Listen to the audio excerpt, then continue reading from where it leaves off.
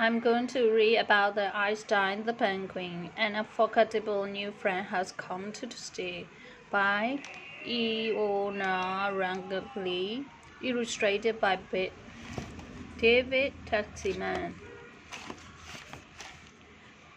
Chapter 1 London Zoo. It was a very long time ago now, as long ago as last Christmas, and the Stewarts first met Einstein.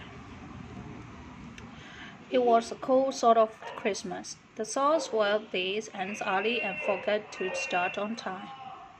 And the fairy lights out in the street don't quite make up for the darkness. What can we do with the children? Said Mrs. Stewart.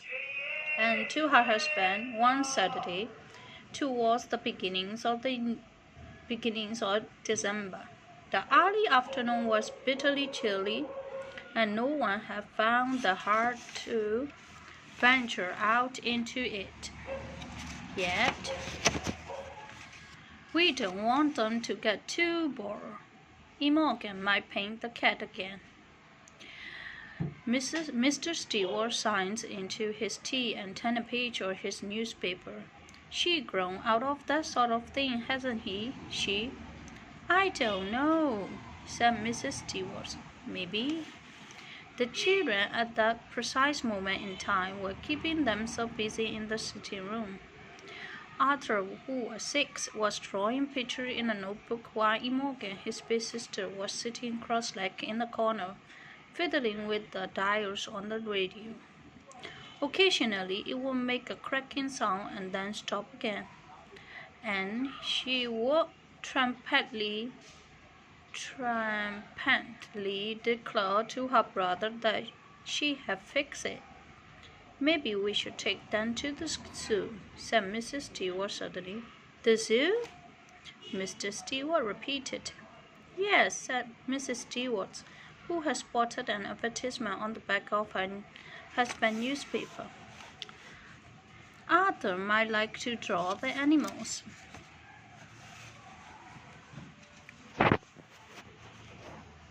How can I read this one without holding the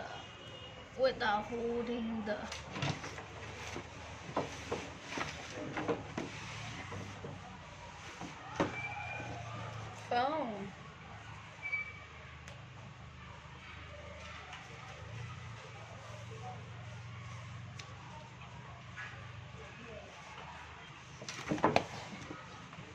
Look here. Mr. Stewart fell into the article he was reading. He rather liked the idea of going to the zoo. It was exciting. Maybe he'd seen lion.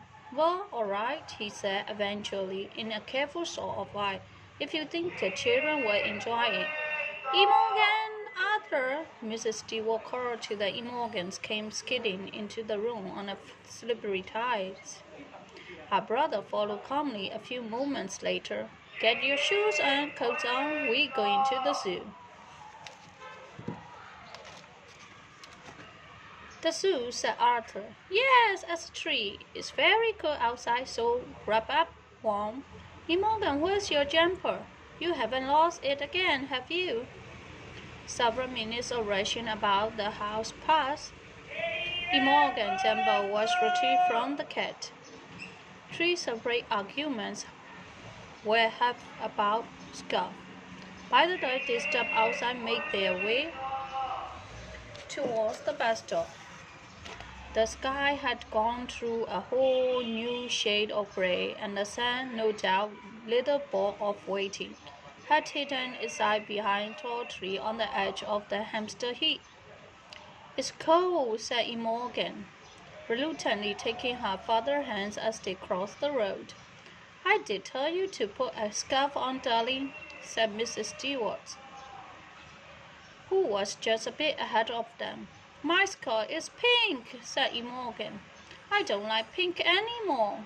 You know, Rachel, said Mr. Stewart through a smile. Very grown up. Or she's 9. You know, Rachel Stewart. Very grown up, The bus was a Saturday afternoon sort of busy, bustling with shopping bags and umbrellas. There wasn't enough seat for everyone, so Arthur sat on his mother lap while Imogen stood back in the aisles, swinging happily on the handrail each time the bus jolted to a stop. When they got off, the sky was grayer still. There were leaves blowing in the cold wind as they walked alongside the canal. There is something about chilly afternoons that makes people all the more determined to enjoy themselves, and the Stewarts weren't the only family in London who had thought the zoo might be a sensible place to spend their tea time. It was very busy. The children were immediately anxious to examine all the sweets in the gift shop window, while Mr. Stewart, having had a brief panic about whether he lost his wallet, found it and wanted to buy the tickets. "Right, where to first?" he said, returning a moment later with a map. Imogen declared that she wanted to see a polar bear and make friends with it. "I don't think they have polar bears," says Mrs. Stewart. How can I do this one?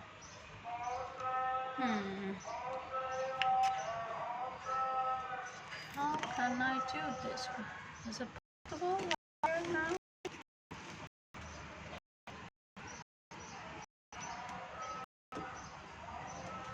"I don't think they have polar bears," says Mrs. Stewart, taking the map from her husband.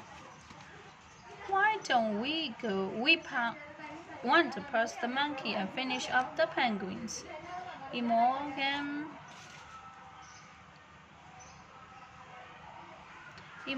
passed her lips and frowned, but the idea of monkey was a great one, and she quickly cheered up.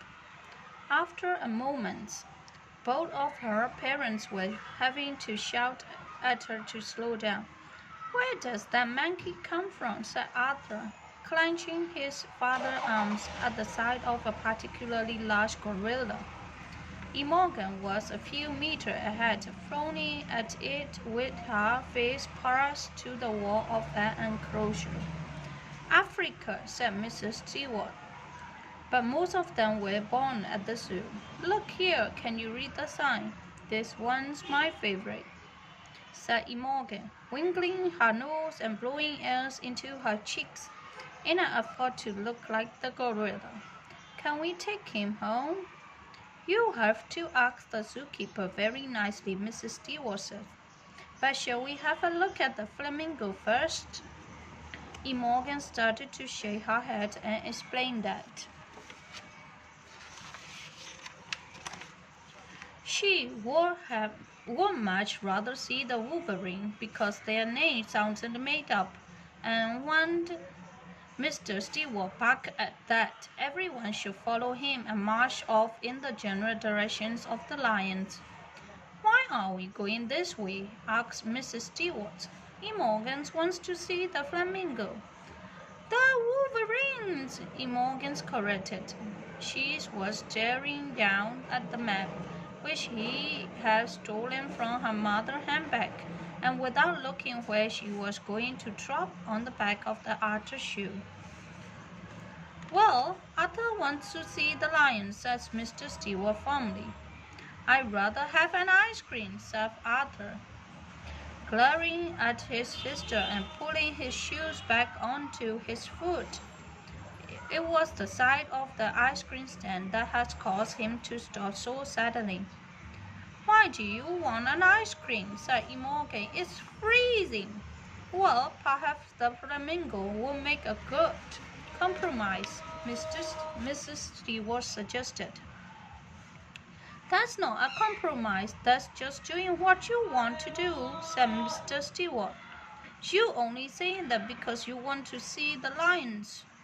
Eventually, they decided that provided they were quick and they would have time for everything.